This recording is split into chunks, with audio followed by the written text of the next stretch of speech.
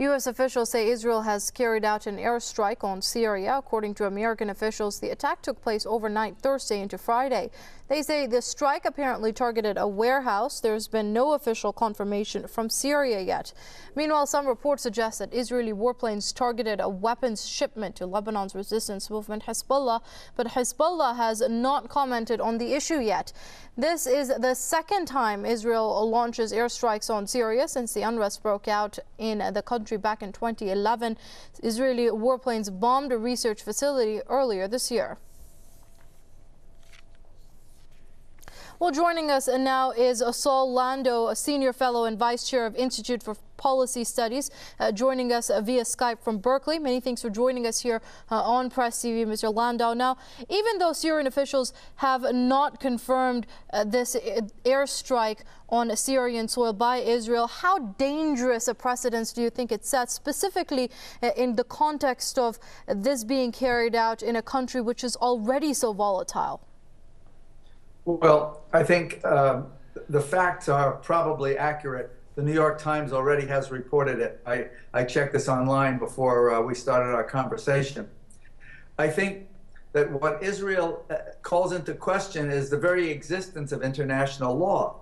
That is, if Israel feels free to bomb neighboring countries, it opens up a peculiar vulnerability for Israel. I mean, why should anybody pay attention to rules about bombing other countries if Israel doesn't pay any attention? And the United States continues to back Israel as if Israel's security is somehow written into the United States Constitution. Israel's a very dangerous country, and it takes risks that are foolish. I mean, because if it bombs a Hezbollah shipment, Hezbollah, which is located on the Israeli border in Lebanon, could retaliate by sending rockets into Israel and causing real damage there. So it seems to me the Israelis have lost all sense of prudence about their policy. And bombing the Syrian government now for the second time, at a time when Syria is in a state of war, is also a dubious tactic.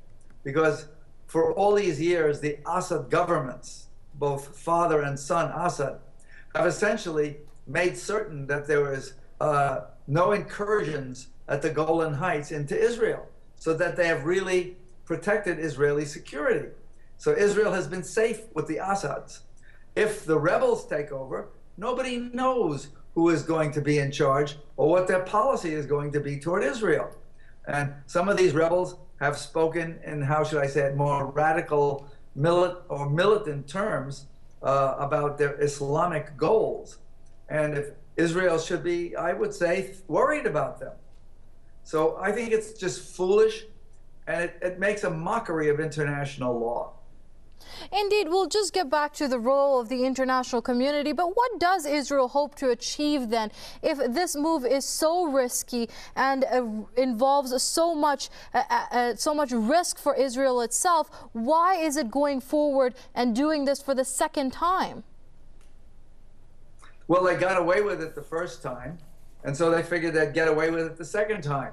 They're not going to get any resistance from the United States, and they're not going to get any from Western Europe. Those are the big powers. And therefore, they do get away with it. And if you get away with it, you keep doing it. I mean, that's the Israeli policy. It doesn't set good precedent for them, because somebody could easily say, we're going to bomb Israel because they're supplying our enemies. It's not a good idea.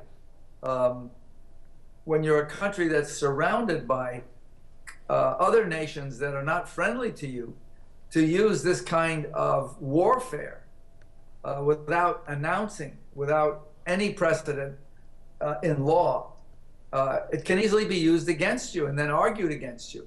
But Israel starts from the premise that the United States will protect it no matter what it does, as if it's written into the U.S. Constitution that the protection of Israel is a sacred obligation of the American president.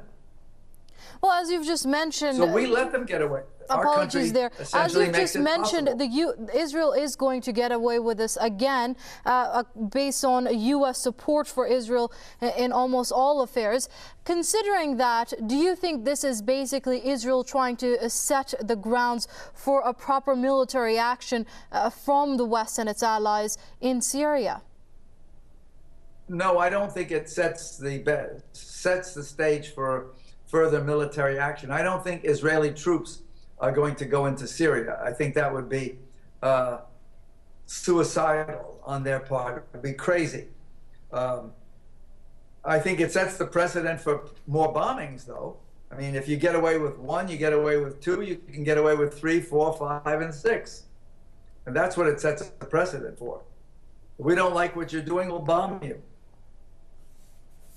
Okay, that's a very disturbing trend, so to speak. We're going to have to leave it there. That was Saul Lando, Senior Fellow and Vice Chair of the Institute for Policy Studies, joining us via Skype from Berkeley. Mr. Lando, thank you very much for your comments here on Press TV.